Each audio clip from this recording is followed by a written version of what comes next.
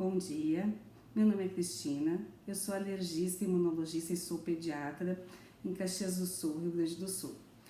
E uma coisa que eu quero falar há tempo, que me preocupa muito no meu dia a dia aqui no consultório, é a respeito dos corticoides. Então, assim, o tema hoje seria: corticoide não é xarope para tosse. E a gente tem visto um uso abusivo e isso me preocupa cada vez mais. Então, assim, os corticoides, na verdade, são medicamentos com ação anti-inflamatória hormonal. São hormônios que têm uma potente ação anti-inflamatória.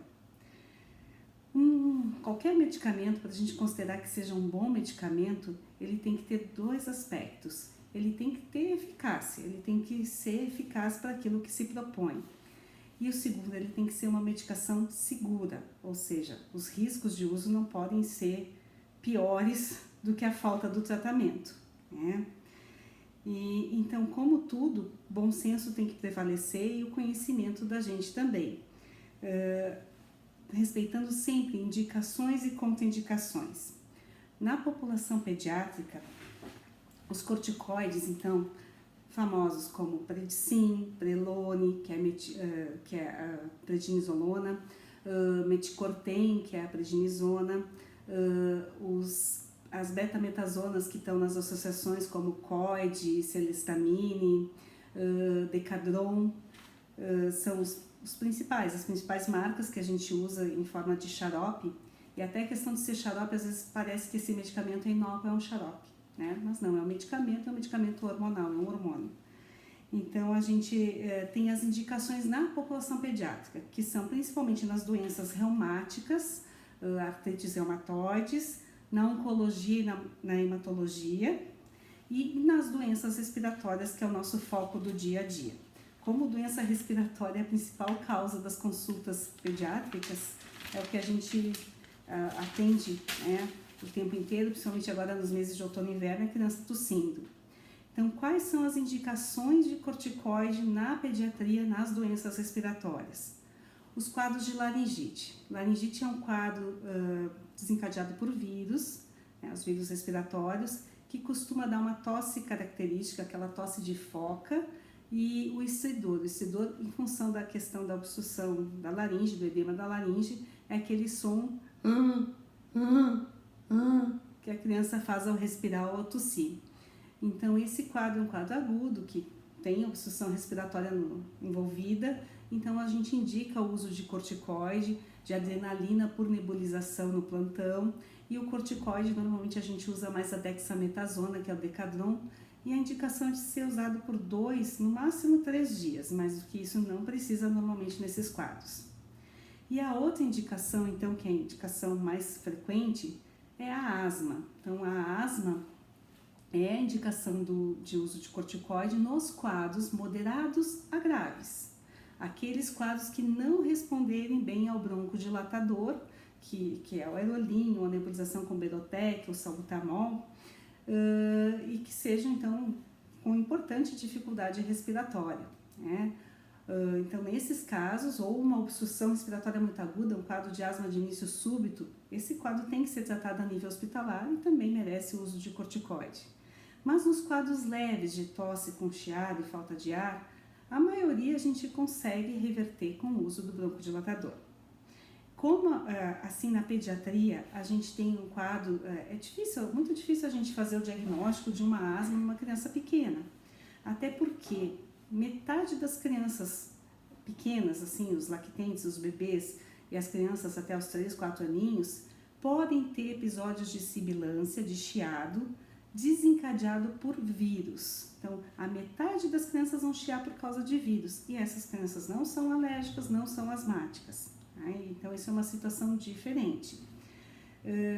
Então, muita coisa leva à tosse na pediatria, né? E a gente tem que ter na mente que nem tudo que tosse é asma, né? E tem tosses muito intensas, muito incômodas. A maioria das vezes a tosse na pediatria é causada por vírus, dependendo do grau de inflamação do vírus, vai ser tosse seca, tosse encatarrada, mas é a causa principal de vírus, de tosse e vírus. Vírus é um quadro autolimitado, vai fazer o ciclo, vai melhorar por si. Não importa o que a gente faça ou não faça, vai passar, na maioria das vezes, sem complicação. Bronquiolite. Então, bronquiolite é chamado o primeiro quadro que a criança tem chiado, tosse e falta de ar, desencadeado por vírus. O primeiro e único é bronquiolite. Depois disso, algumas crianças vão ter chiado de repetição nas próximas viroses. Então, esse é o bebê chiador, que também ainda não dá para dizer que é asmático ou que é alérgico, né? Isso entra numa questão depois para a gente pensar quando indicar tratamento preventivo ou não. Mas, na verdade, a questão hoje mais é na questão do corticoide mesmo, né? Bom, quando a gente comenta com colegas de outros países como tem sido usado nos plantões, nos consultórios pediátricos, o corticoide para tosses em geral aqui no Brasil, eles ficam meio apavorados, porque essa não é a realidade de lá e não é o que a gente vê nos consensos, nos livros, nas orientações de tratamento. Então, por algumas razões se popularizou o uso e aí assim, todo mundo acha que é melhor dar o xaropinho até do que fazer a bombinha. Então a bombinha tem aquele mito que ataca o coração, as pessoas acabam tendo mais medo do que de usar um xaropezinho de predicin ou prelone ou as gotinhas. E aí o que acaba é que essa medicação é usada de forma abusiva. Então, por que a gente tem receio dos efeitos colaterais do corticoide? Bom, as possibilidades de efeitos colaterais são inúmeras, então a gente tem efeitos colaterais de curto, médio e longo prazo, a lista é grande, né? A curto prazo, o corticoide já aumenta a glicemia, aumenta a triglicerídeo e colesterol, aumenta a pressão arterial, leva à retenção de líquidos, aumenta o apetite. A médio prazo, então a gente já começa a ter aumento de peso, alterações hormonais, estrias, aumento da gordura visceral e abdominal, miopatias proximais, que dão fraqueza, né? Diminuição da imunidade, aí a gente quer que a criança tenha menos infecção, menos virose, dá um remédio que diminui a imunidade. E então isso a gente se preocupa tanto ao uso prolongado, uso por períodos de mais de 15 dias, quanto também pelo uso de repetição, vários ciclos. Então existe uma questão, quantos ciclos de corticoides são seguros na pediatria? Uma época, os pneus que mais estudam isso diziam que eram até 3 ciclos por ano que a gente podia usar com segurança. Hoje a resposta é, não se tem nível seguro. O nível seguro é não usar, porque alguns estudos, o Dr. Renato Stein, que é um pneumologista da PUC infantil, ele sempre cita um estudo onde mostra que o uso de corticoide em um único ciclo na pediatria, na criança em crescimento, pode levar a aumento de fraturas 2 a 3 vezes mais quando ficar velho.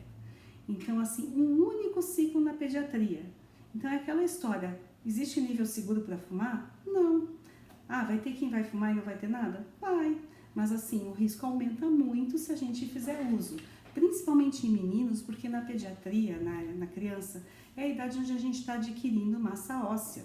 Então, a gente usa um hormônio que afeta o metabolismo ósseo, nessa fase pode trazer consequências no futuro, sim. Então, assim, o ideal é a gente usar só quando precisa, né?